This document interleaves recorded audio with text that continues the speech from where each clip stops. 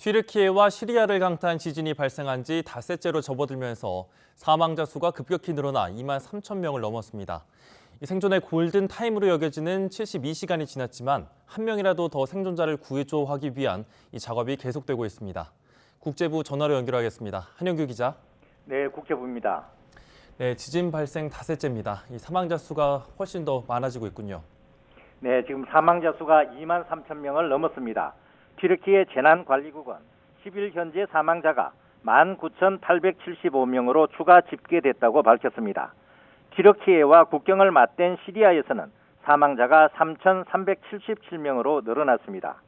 두 나라를 합친 사망자는 2만 3,252명으로 2011년 동일본 대지진 사망자 18,500명을 훨씬 뛰어넘었습니다. 여전히 많은 사람이 건물 잔해 속에 갇혀 있어 2003년 3만 1,000명의 목숨을 앗아간 이란 대지진 피해 규모를 뛰어넘을 가능성도 있습니다. 튀르키예의 대표적인 지진 과학자는 붕괴한 건물 아래에 갇혀 있는 사람이 20만 명에 달할 것으로 추산하기도 했습니다. 미국 지질조사국은 이번 지진 사망자가 10만 명을 넘길 확률을 24%로 추정했습니다.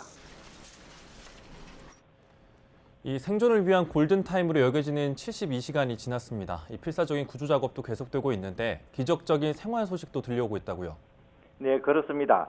통상 72시간으로 여겨지는 생존자 구조의 결정적인 골든타임이 지났지만 구조대는 한 명이라도 더 구해내기 위해 시간과 사투를 벌이고 있습니다. 튀르키예 남부 항구 도시 이스켄데룬에서 지진 발생 후 무너진 건물 아래에 깔려있던 6명이 101시간 만에 구조됐습니다. 최대 피해 지역인 가지안테프에선 무너진 건물 지하실에서 17살인 소년이 구조됐습니다. 이 소년은 지난 6일 지진 발생 이후 자신의 소변을 받아 마시며 94시간을 버텨왔다고 밝혔습니다. 하타이주 사만다그에서는 지진으로 폐허가 된 건물에서 태어난 지 10일 된 신생아와 함께 아기의 엄마가 지진 발생 90시간 만에 극적으로 구조됐습니다. 시리아에서도 인력과 장비 부족으로 구조에 어려움을 겪고 있는 가운데 6살 소년이 잔해에 갇힌 지 닷새 만에 구조돼 비탄에 빠진 국민들에게 희망의 메시지가 됐습니다. 튀르키예 당국은 구조 인력 12만여 명과 굴착기 등 차량 12,000여 대가 지진 피해 지역에 투입됐다고 밝혔습니다. 유엔은 현재 130여 개 국제 구조팀이 튀르키예 강진의 피해 지역에서 활약하고 있으며 별도로 57개 국제 구조팀이 현장으로 향하고 있다고 밝혔습니다. 정부군과 반군이 대치하면서 이 구조 손길이 제대로 닿지 못했던 시리아 지역에도 구호 물품이 전달되고 있다고요? 네, 내전과 강진으로 인한 이중의 어려움을 겪고 있는 시리아 서북부 지역에 그제 6대에 이어 어제도 구호 물품을 실은 트럭 14대가 피해 지역에 도착했습니다. 유엔의 구호 물품은 튀르키예와 시리아를 잇는 바브 알하와 육로를 통해 전달됐습니다. 하지만 현지에서는 지원 자체가 늦은 데다 구호 물품마저 턱없이 부족하다는 평가가 나오고 있습니다. 튀르키예와 인접한 바브 알하와 육로는 국제사회가 시리아 서북부 반군 점령 지역으로 구호 물자를 수송할 수 있는 유일한 통로입니다.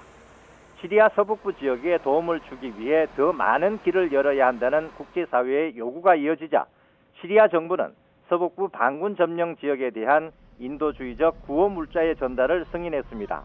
다만 구호 물품 분배는 유엔의 도움을 받아 국제적십자위원회와 시리아 적신월사의 감독하에 이루어져야 한다고 덧붙였습니다. 미국도 인도적 물품의 원활한 지원을 위해 시리아에 대한 제재를 6개월간 유예하기로 했습니다. 유엔은 이번 강진으로 시리아에서 최대 530만 명의 이재민이 발생했다고 밝혔습니다. 머물 곳을 잃은 이들이 더 나은 삶을 찾아 유럽으로 향할 경우 2015년과 같은 시리아발 난민 사태가 또다시 벌어질 수 있다고 외신들은 전망하고 있습니다.